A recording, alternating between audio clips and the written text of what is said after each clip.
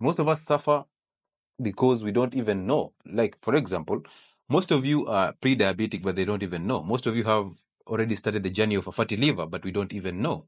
When I start asking you about what you eat, that's when you start realizing, oh, this one is suffering from something, but they don't just know. And then when I start explaining it to you, you start understanding these things and you start realizing your body is perfectly designed. And God was a perfect architect. He was actually trying to design something that can actually fix itself when there's a problem. But you need to feed that body with nutrient-dense foods. Now, when I say nutrient-dense food, some people will think I'm talking about the balanced diet. That balanced diet of yours is a non-issue totally, because you see, you're trying to balance a diet for a body that can do everything for itself. That mistake number one. Now, mistake number two, your plate, you call it a balanced diet, yet you have this size of ugali, the lawyers, this size of ugali, and then you have a very few vegetables, then you have some soup, and you have 2 pieces of meat. Now, that is a balanced diet according to you. That rice plus beans plus vegetables, that's a balanced diet for you. That githeri and an avocado, that's balanced to you. But I'm looking at that plate, I'm seeing everything is carbohydrate. So therefore, prefer nutrient-dense foods over that term that was designed by the food industry that is called a balanced diet. That term was designed to make sure that you become a slave to their foods, you consume so much carbohydrates. And of course, we talked about this and we still talk about it, that 90% of your plates are basically carbohydrates. Most of you know that by now. They are basically carbohydrates. And that's the reason why we are suffering all these issues, all these diseases that we are suffering from. Not because we don't know foods, but because the food industry has made foods come in different varieties, and we start thinking the more the variety, the better the foods.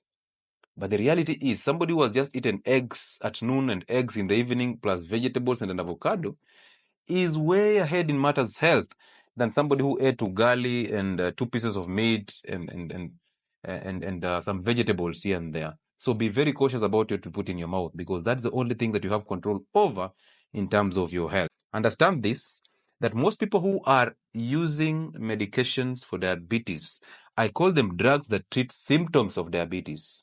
Why? Because, of course, they treat symptoms. And I ask the question, you have been diagnosed with diabetes. You are a newly diagnosed person with diabetes, or even somebody who has been just taking drugs for diabetes for the longest period of time. And now the doctor puts you on a prescription of drugs, maybe metformin, maybe that glibenclamide, maybe that sitagliptin, all those drugs that you use for diabetes. Now, the reason why you are diagnosed with diabetes is you have excess or high sugars in your system. Now, when I say the system, I don't mean the blood alone. I mean even your cells, the fat cells, the liver cells, and the muscle cells. They are full of sugar that is not being utilized. That's how you ended up being diabetic anyway. And that's the reason why I always have questions about type 1 diabetes. How did they come to define diabetes as type 1 when we never had insulin in the beginning? So how did we become diabetic? Possibly we're just suffering from hyperglycemia. So why didn't they just call it hyperglycemia? Why is it type 1 diabetes? Anyway, that's a story for another day. We've done a video about that. You can go and watch that live about type 1 diabetes. But this is the point. So you're taking drugs because you want to lower blood sugars in the system. Apparently, these drugs that you're taking are lowering blood sugars. Blood sugars. Underline that. Blood sugars. They're not lowering sugars in the system. They're just lowering sugars in your blood. Not in the cells, in the blood. Now, ask yourself, where are these drugs taking this sugar to? Because ideally, if I want to recover from diabetes, I'm supposed to take medications that will take sugar out of my system, right? That's the ideal situation. For me to recover from diabetes, I need to take drugs, that are going to take this sugar out of my system. But have you ever realized that if you take sugars out of the system through urine, you might end up being dehydrated. So you end up getting dehydrated because the body is trying to clear the sugars totally, and now water follows the sugars and you get dehydrated. You start losing weight also. And also, if you lose sugar through urine, we call that glucosuria, which is a condition. So actually is a disease, sort of. I put that disease in quotes, but it's a disease, sort of. So you're not supposed to get glucose out of the kidneys through urine. That is your system being malfunctional. So then, These drugs are supposed to take sugars out of my system to somewhere where we don't know.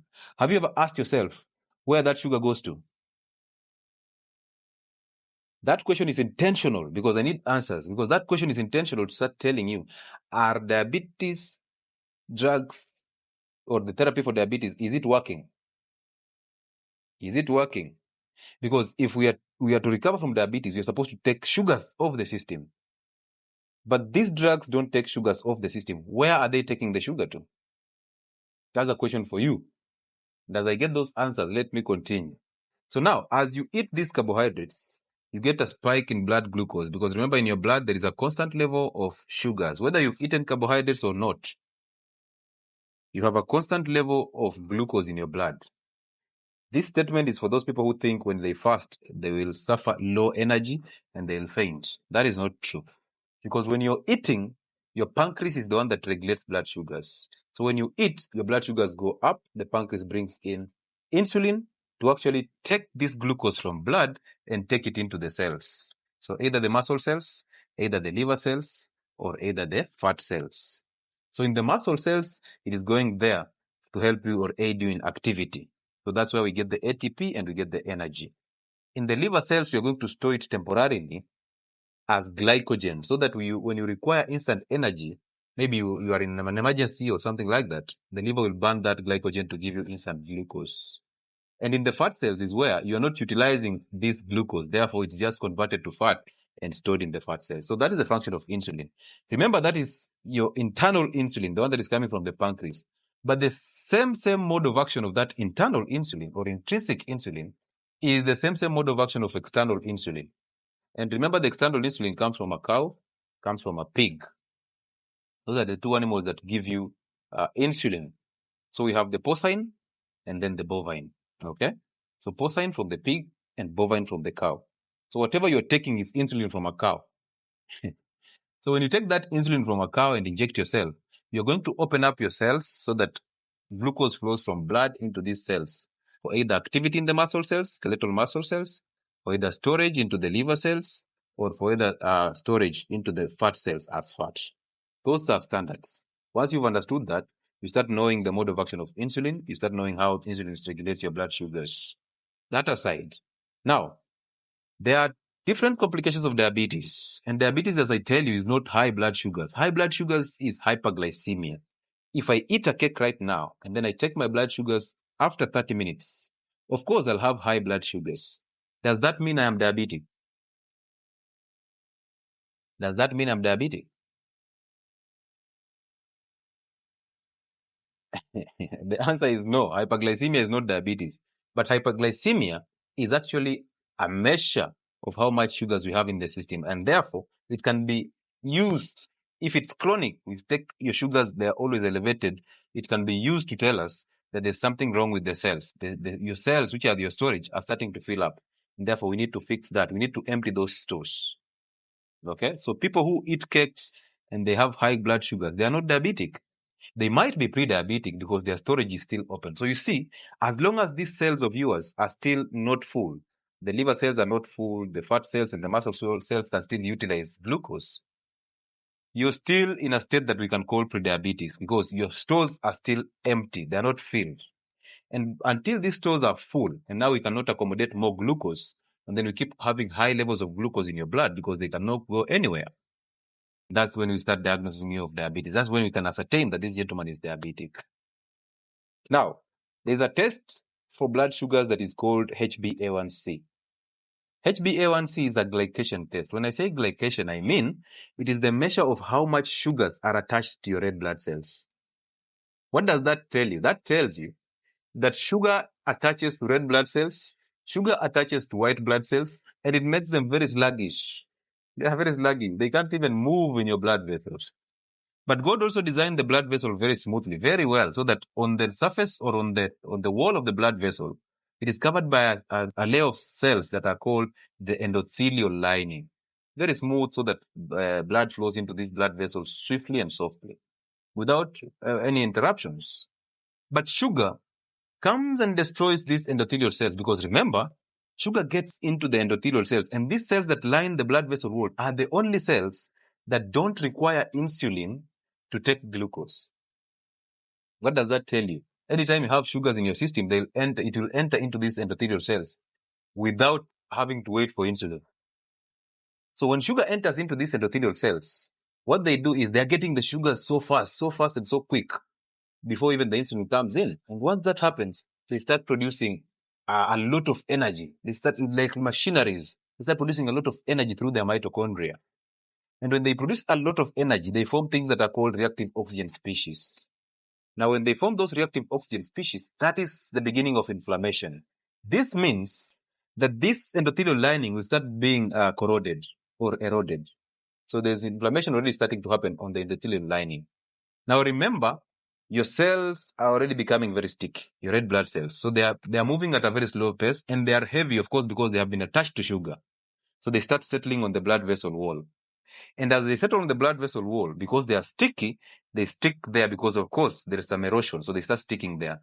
Now, that is the beginning of forming something called a plaque. That is the beginning of something called a plaque. And we'll talk about it as I talk about atherosclerosis, which is basically thickening of the blood vessel walls and narrowing of the diameter of the blood vessel as a complication of diabetes. And I'm saying that because I know most of you have been lied to that if you eat animal fats, the saturated fats, they will end up clogging your arteries. That cholesterol is the one that clogs your arteries for you to get atherosclerosis. This is where we are going to actually rectify that. And cholesterol has nothing to do with that atherosclerosis. I will explain how. Now, as sugar starts to clog those arteries of yours, forming those plaque, what is going to happen is, number one, a part of this plaque can break off and start flowing into the blood. And then it comes into the narrowest blood vessels. And remember, it's a plaque. It's like a particle that is flowing in blood. So when it comes into a narrow blood vessel, chances of it clogging that narrow blood vessel are very high. Now, when they clog that blood vessel, there is no flow of blood towards the organs. Let's say that blood vessel is supplying the brain or the legs, extremities, or your liver, or any organ, including the eye. What is going to happen? No nutrients will flow towards the eye, no oxygen towards the eye, and no immune cells towards the eye. Once that happens, you start getting issues with the eye. And now, any infection that you get with to the eye, it will be very difficult to fix it. Why? Because the sluggish flow of immune cells toward that site of disease will actually limit the activity of these immune cells. They are bound to sugar. So they will flow in a sluggish way. By the time they are getting there, you've been conquered by the bacteria. It will also limit flow of oxygen and flow of red blood cells and all these nutrients that are supposed to nourish that food. Let's say an eye or a food, that eye. And now that eye starts getting necrotic. It starts getting the rot. And now you start getting problems of the eye or problems of the limbs. This is one of the reasons why people who have diabetes, their ulcers or their leg ulcers, their wounds heal with a lot of difficulty. They take a long time to heal wounds because the immune cells are very sluggish, because sugar slows down the immune cells, and also because sugar blocks the nutrient supply towards that extremity, that leg, and the immune cells toward that wound. Of course, chances of you healing start going down. And again, that wound has, of course, high levels of sugar because of the sugar in the tissues. So as the concentration of sugar increases in that wound, that creates a surface or a substrate for bacterial overgrowth. Now bacteria start conquering you. And by the time you're coming to start healing processes, it is a problem. It's already too late. But that aside, if this blood vessel that is being clogged by sugar supplies the brain, you will lack oxygen flow towards the brain. That is what we call ischemia. So when you reduce blood flow or oxygen supply towards the brain, we get an ischemic stroke. So the brain tissue starts to die because it has no nutrients, has no oxygen. That is what we call a stroke. So therefore, where did we start blaming cholesterol for what sugar cost you? Now, if you block that blood vessel supply towards the heart, that's what we call ischemic heart attack or heart disease, the myocardial infarction, and then the heart attack and the heart disease. So where did we start blaming cholesterol for what sugar cost us? If that blood vessel is supplying the kidneys, you are actually causing infarction of kidney tissues and kidney cells. Now you start having kidney disease. If that blood vessel is supplying the leg, and now it's blocked, that leg starts becoming gangrene. It starts rotting. And when it rots, it starts to attract maggots and microorganisms. And they start even conquering it even more and making the wound look very worse. And by the time you're going to hospital for an amputation, it's very late. And then they start again cleaning the same wound with honey. Honey is sugar. So where did we go wrong?